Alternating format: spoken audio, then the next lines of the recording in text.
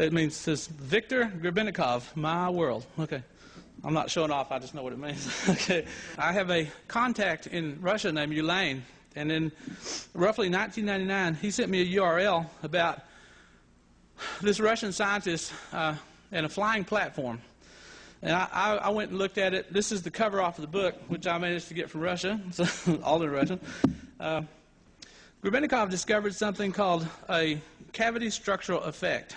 And it's basically what we're talking about with tubes and the frequencies that cancel themselves, and also they interact with biological and also physical material. Oh, by the way, Grebennikov says there are the two most common materials in this world are cellulose, because it doesn't decay, and chitin. Chitin is spelled C-H-I-T-I-N. That's what all insects are made out of. Chitin. It's the shells, the body, beetles, roaches, butterflies, everything's made out of chitin. And it doesn't dissolve and it doesn't die. So all the dust in your house, that's billion-year-old bugs that are still grumbled and falling. But what's interesting about chitin is dielectric. The Casimir plates are dielectric. They repel electricity.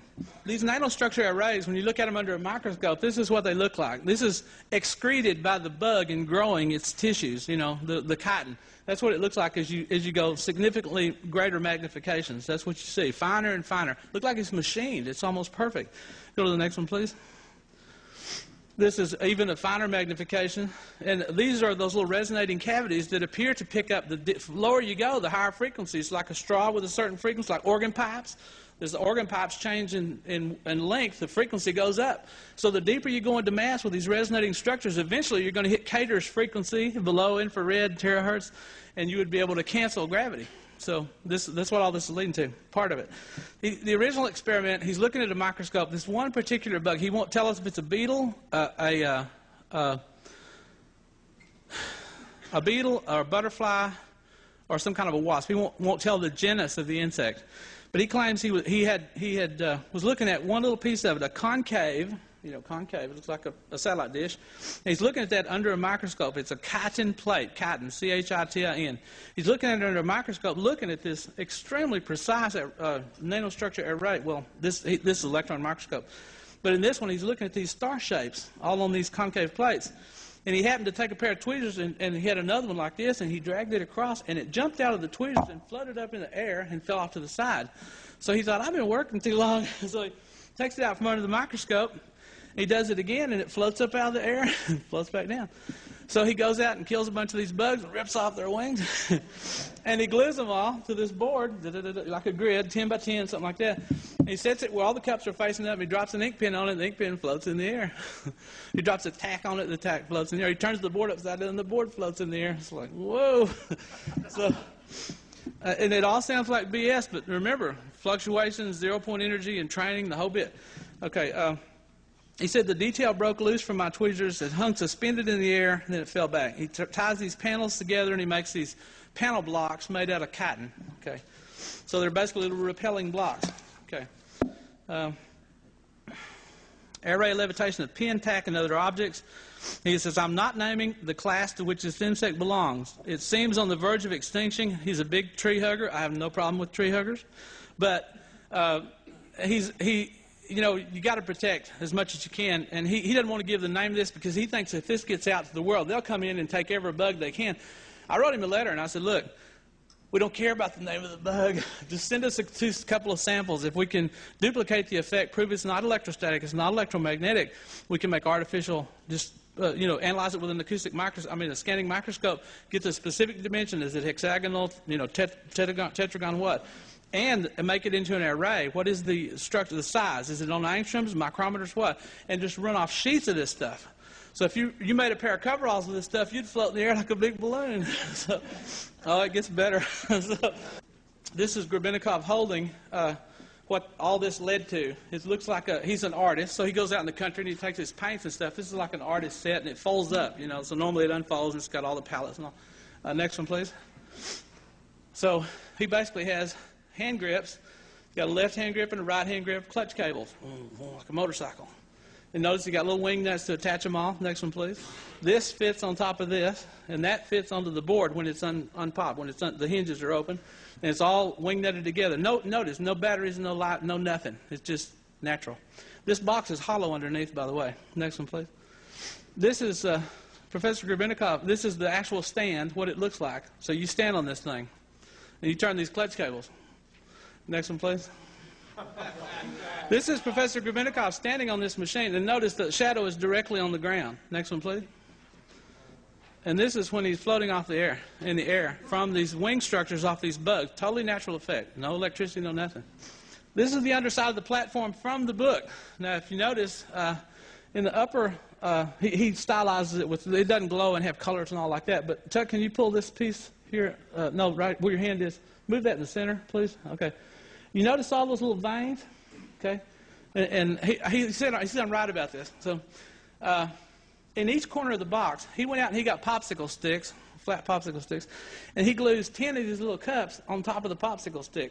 And he's got all these sticks lined up with a common rod, so when he opens it, he's got a Japanese fan. That's what those fans are. In the back, there's, next one, please. There's the cups, there's the popsicle stick, there's the rod holding all the sticks together to form the fan. There's the 4 fans in the corner of this hollow box. One clutch cable controls the 2 in the front. The clutch cable on the other side controls the 2 in the back. When he opens the clutch cable simultaneously, he gets equal lift and he floats up off the ground. If he wants to go, he goes up to 1,000 feet. With the amount of cups he's got and the repulsion ability they have, he can only go to 1,000 feet. He says his fastest he's ever gone, 920 miles an hour. And it's not a translation error. He says when he's flying that there's like an energy grid around him. Now, I don't know if you know much about levitation reports and stuff, but John Keeley said when he flew his flying machine that he floated up in the air, flew 500 miles an hour, came back, not a hair on his head was mussed. It's like an energy bubble around him. Why? Because gravity's been repelled away from you. Therefore, wind and everything else has been repelled away from you. So it's quite possible he could do this. And he said, well, all he can do is go up. How does he go forward? Well, he half turns one of the clutch cables, so the 2 fans in the front are half closed, and that causes him to tilt forward, and he flies forward. That's how he goes. And when he flies it like a surfboard. So now you want to ride something like that? It's out in the parking lot. Okay. Now, the next one, please. When he's on this thing, it's invisible. It's not totally invisible, but if you look up, you see a real thin blur. You wouldn't know what it was. Why? Because gravity entrains the light, and it's like it goes around the ship or around the machine and recombines at the bottom. So when you look up, he's completely invisible. That's what he says. He said, the speed of my flight is quite high. There is no wind in my ears. The platform's force field has carved out from space an upward diverging invisible column that cuts the platform off from the Earth's gravitational field. But it left me and the air column intact. I think that all this, as it were, are parts of space in flight, and then it closes. It parts space when he flies through it, and the space closes when he goes past that area. As far as speed and height, he says, my Gravito platform is a homemade device capable of developing the zenithal pull of at least 100 grams, which equates to 220 pounds. That's how much lift does he have. He can lift 220 pounds with this machine with the number of cups that he has attached to it in this fan configuration. He says the horizontal speed of 30 to 40 kilometers a minute, which translates to 24 miles a minute. He says, I never fly faster than 25 kilometers a minute, which is maximum of 930 miles an hour, preferring to go 10 times slower, which is roughly 93 miles an hour. That's what he writes.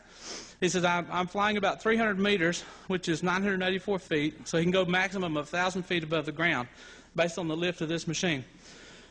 Okay, now the spooky stuff.